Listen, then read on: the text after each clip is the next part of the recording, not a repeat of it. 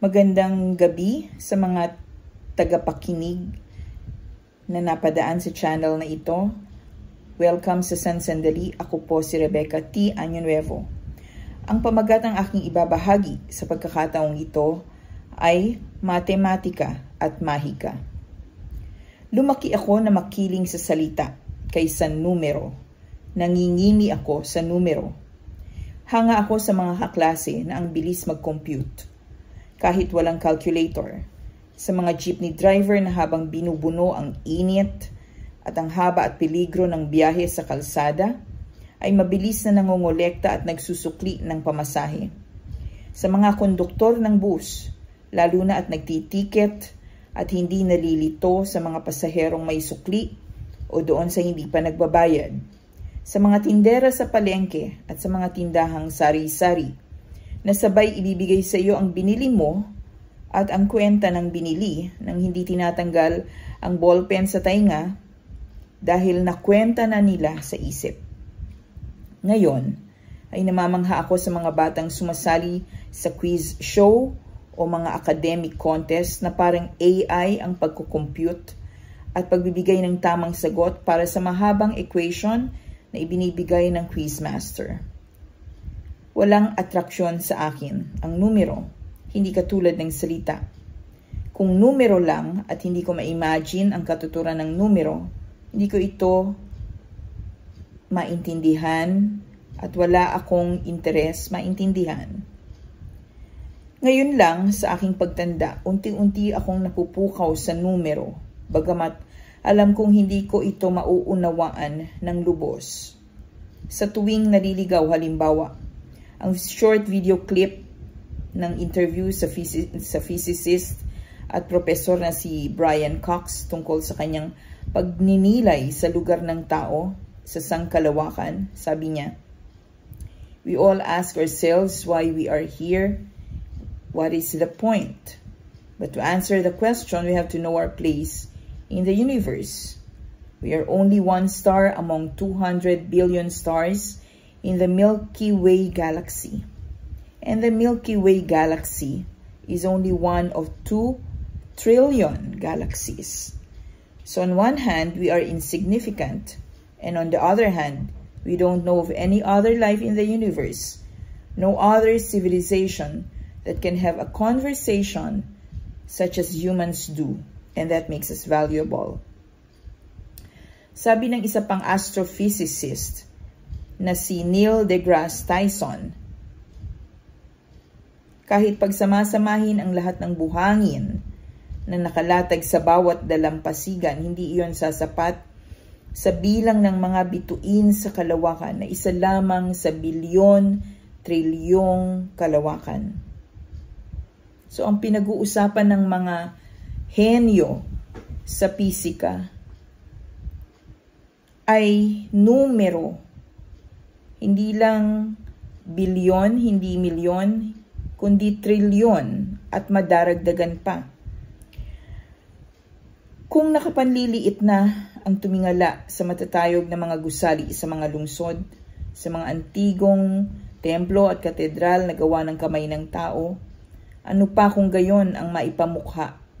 Natuldok lang tayo sa sangkalawakan na kapiling ang bilyon-bilyong sinasabi, no? Trilyon-trilyong iba pang kalawakang hindi kayang saklawin ng hinuha ni ng imahinasyon ng tao. May tinatawag na Olbers paradox na sumasagot sa tanong, bakit hindi nagniningas ang langit kung gabi kung nakabudbod ang bituin sa kalawakan na itinuturing nating walang hanggahan? Sabi, dapat tumama ang pananaw natin sa bawat bituin sa sanlibutan kung totoong ang universo ay hindi nasusukat ang punot dulo. Kaya, ang konklusyon ng astronomong si Olbers ay hindi ganap na walang hanggahan ang universo, kundi patuloy itong lumalawak, lumalapad. Nagkakaisa ang mga nasa agham na ang universo ay may edad na 13.8 billion. 13.8 billion. Ganoon katanda ang universo. Ang tanong, Saan nga kung gayon ang lugar ng tao? Dahil ang background ko ay humanities o humanidades, ang nagisnan kong kaligiran nung nag-aaral ako ay laging pinagtutunggali ang mga sining at ang mga agham. Parang katawan at kaluluwa, nabuo ang sari-saring stereotype. May kaluluwa ang sining, walang kaluluwa ang agham. May kapasidad na dumamdam at magparaya sa kutob ang mga nasa sining, praktikal at naghahanap ng ebidensya at lohika ang nasa agham. Hindi masasalat o masusukat ang halaga ng sining, kaya laging nakatuon sa tinatawag na intangible ang mga nakapaloob dito. Samantalang ang impact ng siyensya at teknolohiya, kasama na ang medisina at ang engineering o inhenyeriya, ay agad masusukat at masasaksihan ng mga mata. Nakikita natin ang paggaling ng katawan dahil sa gamot o operasyon, ang tulay na itinayo at nakatulong sa pag-angkat ng produkto ng mga nasa probinsya, ang eroplano o tren na nagdadala sa mga tao mula sa isang lugar patungo sa kanilang destinasyon. Hindi nakatulong ang umiiral na sistema ng edukasyon, hindi lang dito sa atin kundi sa iba't ibang panig ng mundo. Nang nagsantabi sa papel ng humanidades o nagpaliit sa espasyo nito upang bigyan ng higit na tuon at pagpapahalaga ang mga siyensya at ang teknolohiya. Nagkaroon din ng saliwa o baluktot na pagtingin sa sarili, ang antagonismo sa pagitan ng bawat disiplina at kabilang dulo ng mga ito. Malimit ang impresyon o imahe na ipatay gutom ka o nagdidildil ng asin kapag alagad ka ng sining. At magkakamal ka ng limpak-limpak na salapi kung pinili mo ang siyensya at teknolohiya. Diyan ka, dito ako, at hindi tayo kailanman magtatagpo, lalo pa ang magkasundo.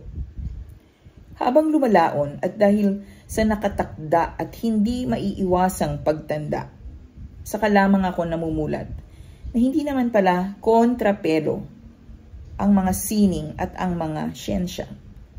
Hindi sila kailangang pagbanggain.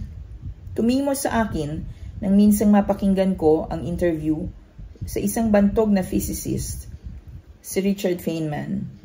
Nang pasubalian niya ang pahayag ng kaibigan na isang alagad ng sining na nagsabing hindi nakikita ng isang siyentipiko ang nakikita ng isang artist o alagad ng sining. Kaya nasabi tuloy niyang may pagkabaliw ang kaibigan. Sabi niya, first of all, the beauty that he sees is available to other people and to me too.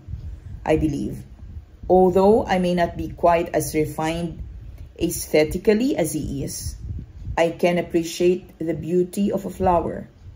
At the same time, I see much more about the flower than he sees. I can imagine the cells in there, the complicated actions inside which also have a beauty. I mean, it's not just beauty at this dimension, at 1 centimeter.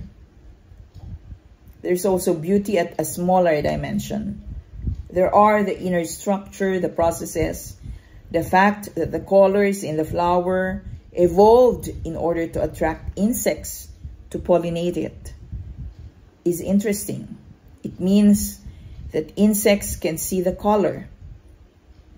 So it adds a question, does this aesthetic sense also exist in the lower forms? Why is it aesthetic? All kinds of interesting questions which the science knowledge only adds to the excitement, the mystery, and the awe of a flower. It only adds. I don't understand how it subtracts. Nang marinig ko ang pahayag na ito, at pilit ko ngang hinanap ang quotation na yan, para akong binuhusan ng malamig na tubig nang mapanood ko si Feynman sa kanyang pagsasalita. Isang alagad ng agham na may mata at kababaang loob para sa akin ng makata. Pinakikinggan ko siya ay parang nakikinig ako sa isang kapwa Makata na iba lamang ang wika. Ngunit singrubdob ang sentimiento sa mga bagay-bagay, hindi lang sa nakikita ng mata, kundi pati sa nasa ilalim ng mikroskopo. Sa madaling salita, sagrado ang ebidensya para sa mga nasa agham at matematika. At iyon ang kamangha-mangha sa mga tulad nila.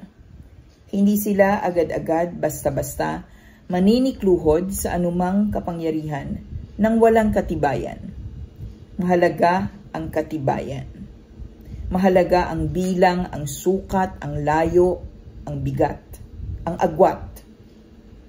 Ang mga dalubhasa at may paninindigan para sa matematika at agham ay hindi humuhugot sa hangin ng kanilang isinisiwalat.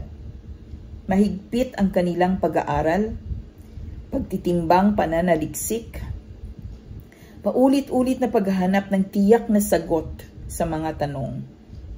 Kaya, maraming zero ang isinusulat kapag sinabing bilyon-bilyon ang mga bituin sa kalawakan. At hindi na nga ito sapat. Trilyon-trilyon kung tutuusin. Ngunit ang kalawakan ay bahagi lamang, sabi, ng isa sa 2 trilyong kalawakan. Mahirap itong saklawin at kargahin ang isip ng tao. Nadadagdagan at humahaba ang mga zero at nalilikha ang mga salita para rito at sa paglaon lalong kagila-gilalas ang palibot ng mundo, ang sanlibutan, at mundo sa kanyang sarili bilang tahanan ng lahi ng tao na bihira at pambihirang nilalang sa sanlibutan sa gitna ng bilyon-trilyong nakapaligid na sanlibutan. Sabi ng mga physicist katulad ni Cox, tayo ang bukod-tanging sibilisasyon sa sangkalawakan ng maraming sangkalawakan. Tinawag niyang sibilisasyon. Kung paano nakapag-uusap ang mga tao sa isa't isa, walang nakikilalang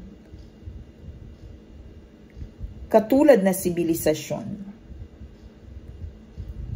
sa palibot ng daigdig at sa iba pang kalawakan. Kung kaya, bilang manunulat, binibigay ko ang pagpupugay, taimtim na pagpupugay, paghanga, respeto sa mga alagad ng matematika at siyensya na tumutupad sa kanilang papel na aralin at unawain ang mundo at mga nakapalibot na iba pang mundo o kalawakan habang sinisikap ipaliwanag sa atin ang ating lugar kahit paggabuti lamang sa alabok ng mga bituin. Ang kanilang mensahe, sakalit makatagpo man tayo pagdating ng araw ng iba pang mundong maaaring iralan, ang mahalagay mailigtas at maalagaan ang daigdig bilang nakagisna nating tahanan. Hindi tayo nabuhay para maging kasabwat sa pagkitil ng mundo.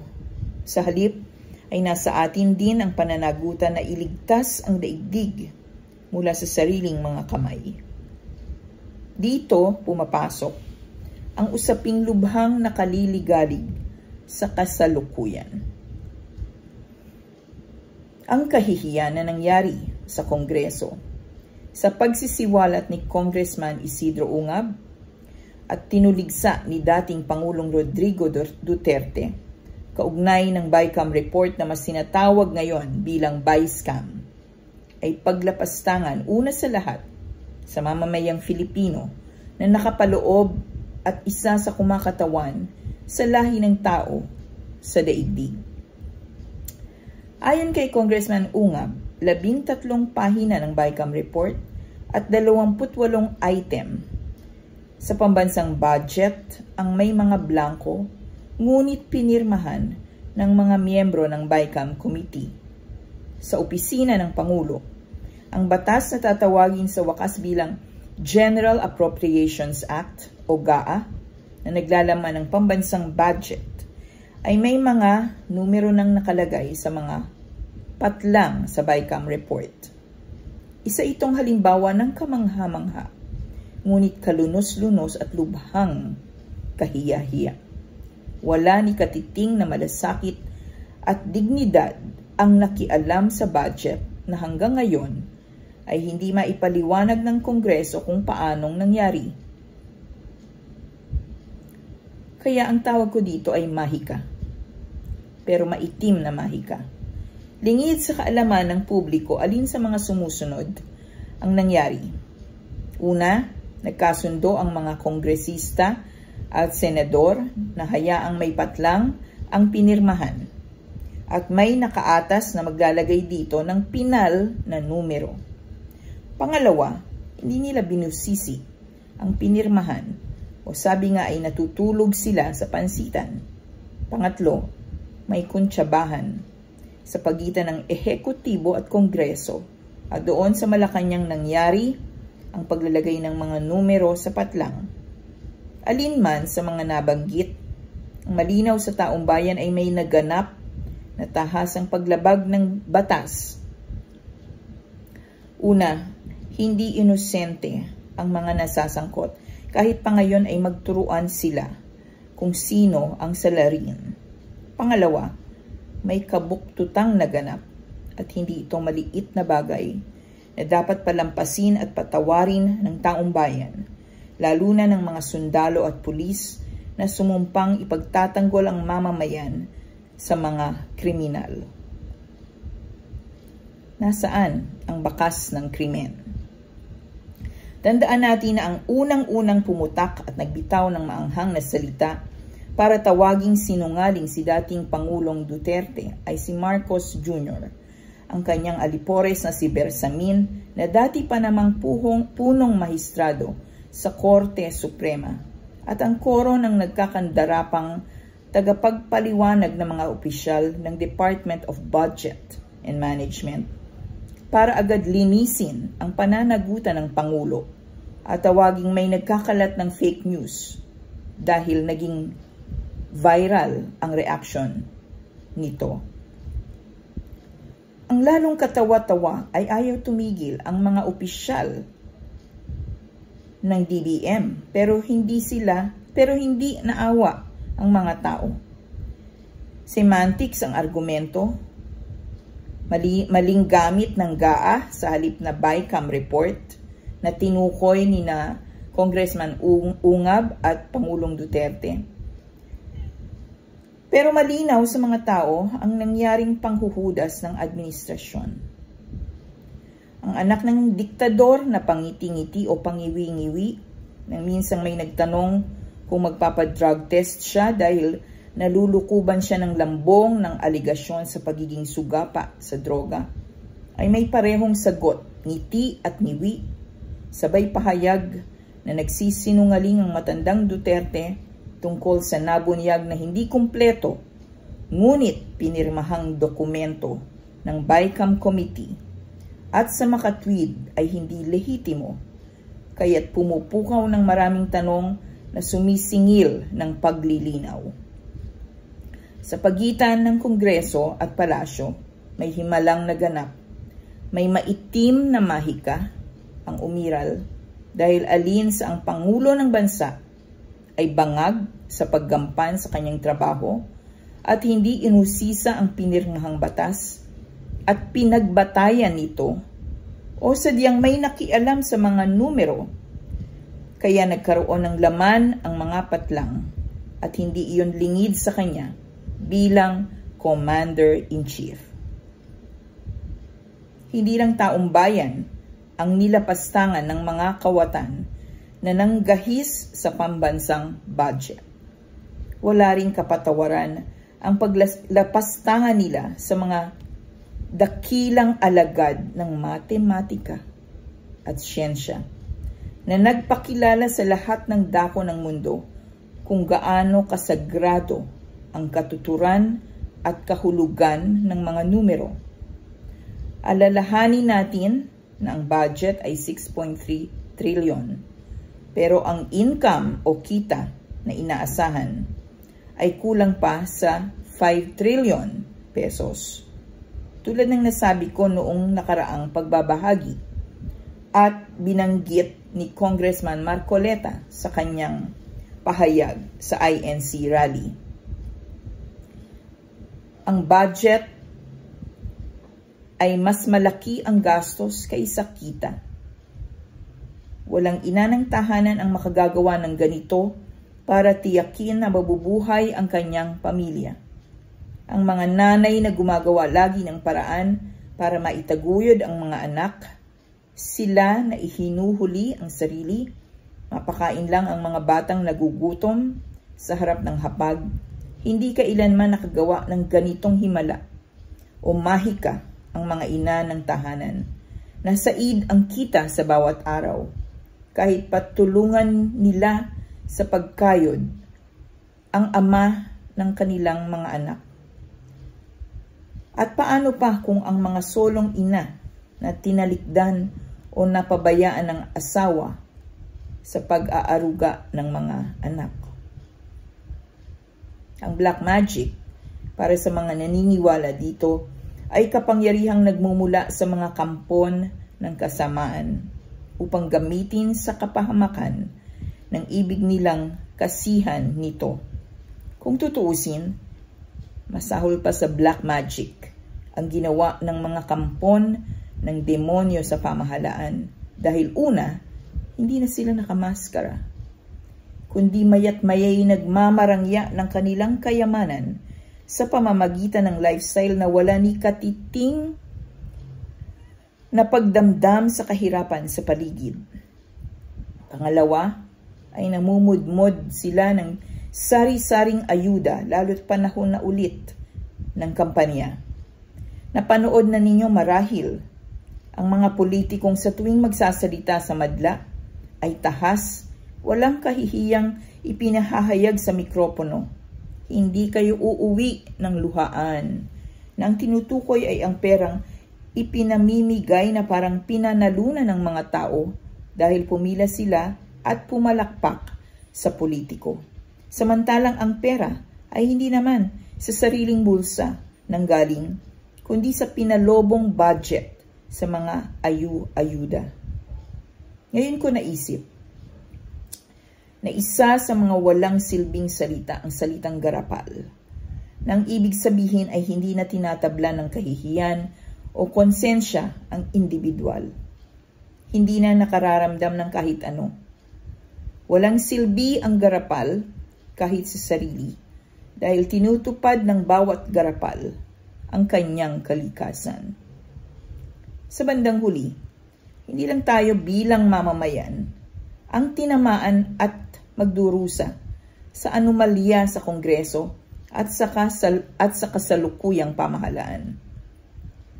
Bilang manunulat na ngayon pa lang ninanamnam ng may pagkamangha ang henyo sa likod ng matematika at agham sa mga alagad nito na nag-ambag sa paglinang ng maraming bagay na nakikita at hindi nakikita ng karaniwang mata. Ang dagdag pang pinanggagalingan ng ngit-ngit ko at siphayo ay ang pambabalasubas ng mga nasa pwesto sa kasaysayang itinindig ng mga dalubhasa sa di matatawarang mga larang na ang kagitingan ay paggigiit sa ebidensya. Walang labis, walang kulang. Pananaksak sa likod ang ginawa ng Kongreso at Senado at hindi ligtas ang palasyo. Mula sa wala, biglay mayroon. Ang lohika ng matematika na nakasalig sa eksakto, sa katibayan, bigla ay sumuray. Tinamaan sa gulugod na maluktot dahil sa makating kamay ng mga gahaman ng mga garapal. Anong lagim sa imahinasyon ang ginawa ng ganitong uri ng mga nagniningning na kawatan? Ang ebidensya ng realidad ay may mga patlang na nagkalaman. At kung sino ang may kagagawan, walang ibig managot sa mga nasa kapangyarihan. Tikom ang bawat kasangkot sa malubhang kapabayaan o mga kinatawan ng taong bayan, pero tuluyang pinaglahuan ng budhi para lang mapalusot ang gawaing pandarambong sa kaba ng bayan. Makatutulong ba na bumaling tayo sa wika ni Isaías? Sabi niya, kawawa ang mga gumagawa ng di makatarungang batas at mga nagbibigay ng maling kautusan, pagkat iyan ang nagkakait ng katarungan sa mga api at nag-aalis ng karapatan sa mahihirap. Habang nakikita nating namamayagpag ang mga nasa kapangyarihan, kay layo ng kapayapaan ng hustisya at lalo pa ng kauswagan, kaunlaran. Huwag nawa tayong manahimik at sa bawat paraan ay usigin at litisin natin ang mga lumapastangan sa batas at sa taong bayan, samantalang bilang konsekwensya ay binubuwag din ang bantayog na itinindig ng matematika at agham sa kasaysayan. Ano ba ang katuturan natin, tayong maliit na mga nilalang sa karagatan ng mga bituin sa kalawakan, bilyon-trilyon, na hindi maapuhap ng utak sa karaniwan? Tayo, bilang lahi ng tao, ang nagbibigay ng kahulugan sa sangkalawakan. Wala pang ibang nilalang na nakatagpo ang mga alagad ng agham sa kanilang pag-aaral at nakapagpahayag ng kahulugang ginagawa ng tao. Hindi natin dapat tanggaping kalahi ang mga sugapa sa kapangyarihan, mga kawatan kahit tirik ang araw, mga sinungaling at taksil sa sumpang maglilingkod ng tapat sa mamamayan. Hindi nakapag-aambag ng kabulastugan ng kapangyarihan. Ang kabulastugan ng kapangyarihan sa kalawakan ng kariktan at lubhang kagilagilalas na nagpapaalalang kay liit natin. Kay liit natin. Anong klaseng kapwa ang nagtatangkang sikilin pa tayo hanggang tuluyang paslangin sa ngalan ng katiwalian? Huwag natin itong hayaan. Huwag tayong mapagod. Singilin natin ang lahat ng may pagkakautang at tandaan ang mga traidor. Walang kapatawaran ang kanilang kabuktutan. Sa mga nagtatanggol pa rin at baka maligaw sa maliit na channel na ito at pilit pinangangatwiranan ng baluktot na gawain ng mga nasa kapangyarihan. Halukayin ninyo ang sarili kung may natitira pang bakas ng pagiging tao. Hindi tayo nilalang bilang katawan lamang. May laman ang katawan at para sa sumasampalataya pa rin sa may kapal, sa may likha ng kalibutan. Kaya tayo humihinga at nabubuhay ay dahil sa Espiritu. Sa taglay na Espiritu, may kaluluwa ang tao. Tinakasan ng kaluluwa ang laban sa pagiging tao. Baka hindi na ikaw ang nakatunghay sa salamin, kundi nagpapanggap na ikaw kung sumanib na at sumakop sa iyong mahinang espiritu. Ang mga demonyo kung sumalakay ay lehyon. Kailan mo iwawaksi ang kampon ng kasamaang namumugad sa iyong katawan. Daghang salamat sa tanan. Rebecca T. Año-Nuevo, ang inyong lingkod, Filipino, para sa wika, para sa bandila, para sa kapwa, at sa Diyos.